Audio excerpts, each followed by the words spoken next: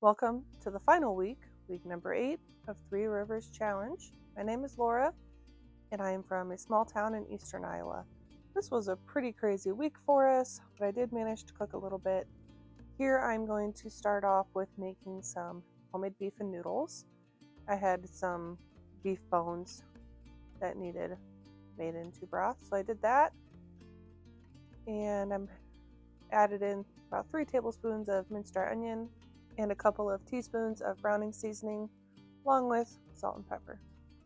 Now, when I was making my broth, I just cooked it up in the crock pot for a couple days, took it out, and I did pull the bit of meat off of the bones, which is what I have here in a bag. So I'm just going to break this apart, get it in my pot, and I'm just going to put it on the burner and let it come up to a boil and get heated through while I make some homemade noodles because I don't have any egg noodles on hand. So I figured I would try and make some. I will leave a recipe in the description box. I did 2/3 of a recipe. I'm not sure if it's my favorite recipe yet. I think I want to try a couple others. When we wake, hear the birds and see the sun. Side by side our fears are done. Oh, the good times just begun.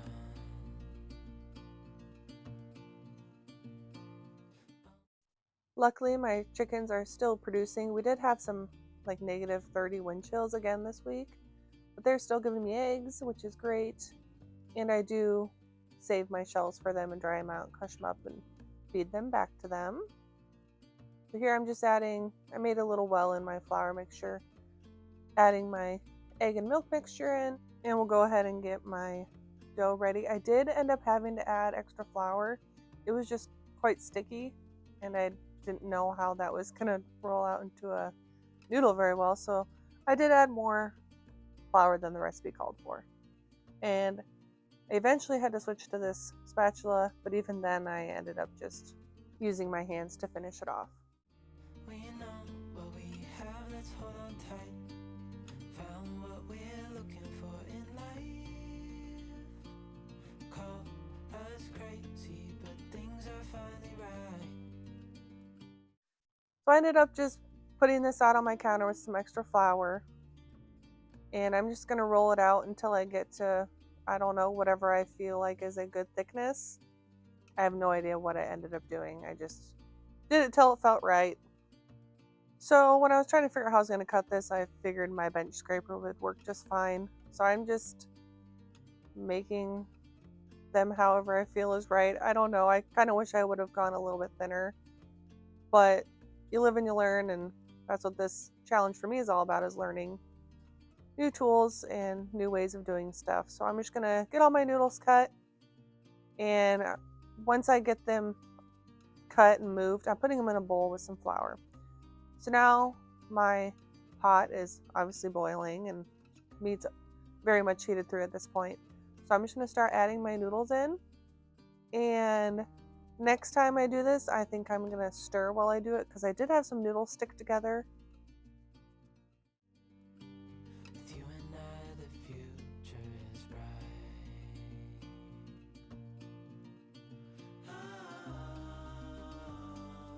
You and I, we got it. We don't need no more. So I ended up bringing this back up to a boil after I added the pasta. And once it reached boil, I turned it down to medium low and let it sit for about 20 minutes.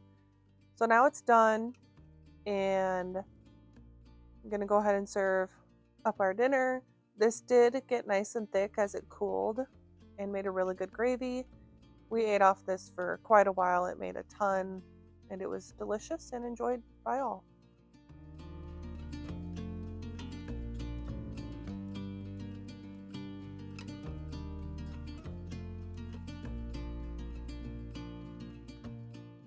So it's Tuesday, and I'm still trying to get through this box of Spud hash brown potatoes. So I'm like, I'll just make a version of a potato soup. So I've got just shy of about 2 cups of that. I'm going to add in some milk. This is some shelf-stable milk from our basement that be coming up on date here in the next couple months. So I just want to cycle through it. We only keep 4 on hand. Our town tends to run out of milk. And this is my very last can of tinned chicken. So we're going to get that gone. If I would have had bacon, I would have done that, which I do have bacon. I just don't want to cook it. And then a cream of chicken soup.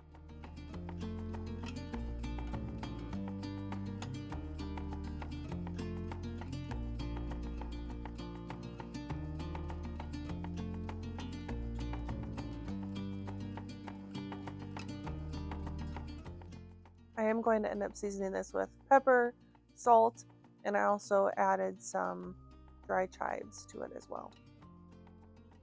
And I'm just going to let this go all afternoon while we go about our rest of our day. And I came back in about 5 o'clock, 4:30, 5 o'clock. It was a little thick, so I added the rest of that milk. And of course, have to have cheese for potato soup. So I let that cook for about another hour. So it's dinner time. I'm going to get Oliver all served up. Everything's all warm and the cheese is all melty.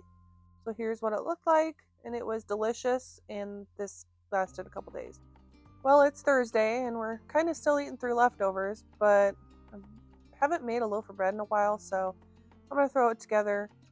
Water, oil, salt, a little sugar, flour, bread flour, and yeast. I'll put the recipe in the description of this video.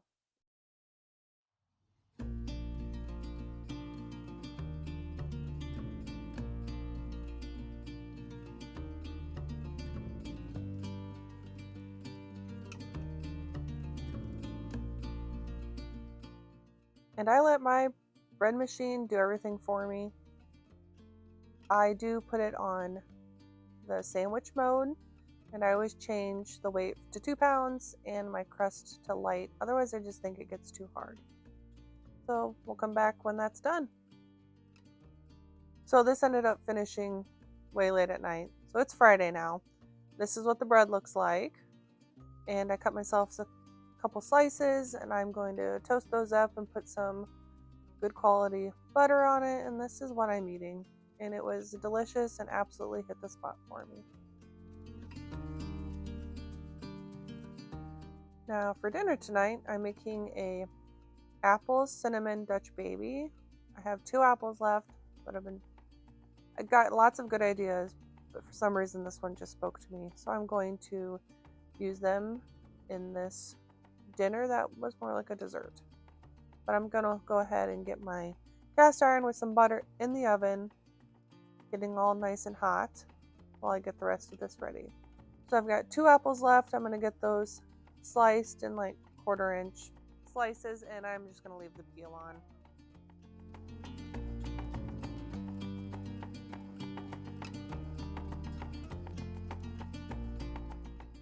So now I'm just going to throw in the Dutch baby part into my blender and get that going.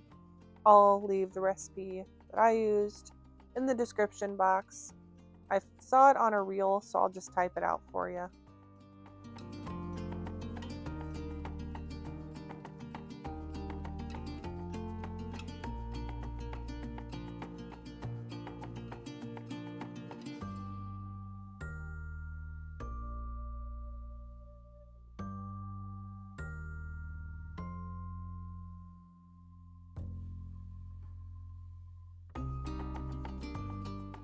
Alright, my butter is all melted, so I'm going to put my apples in the bottom of the pan in a semi layer and sprinkle some cinnamon on top.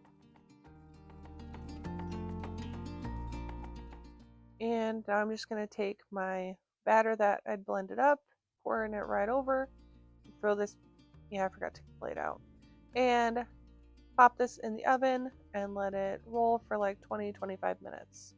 So this is what it looked like when it came out. I went ahead and cut some up for Oliver, and I'm going to add a little butter to it and some maple syrup now that I used all of the other maple syrup that I got from our old neighbor.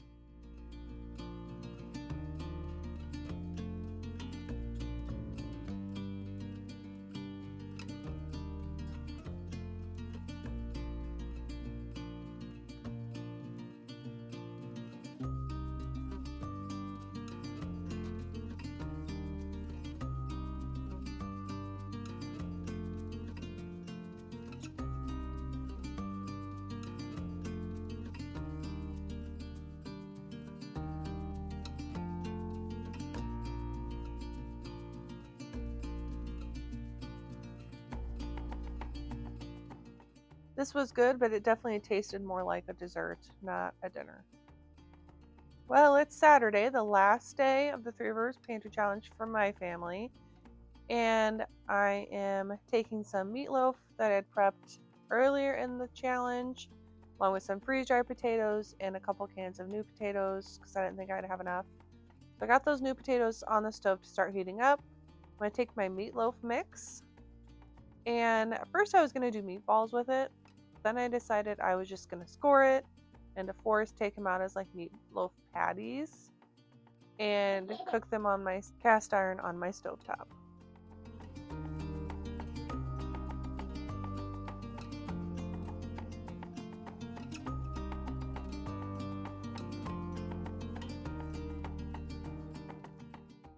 So I'll get this moved over, get it turned on and going. Meanwhile, my canned potatoes have gotten heated through, so I give them a quick mash, and I'm going to throw some milk in.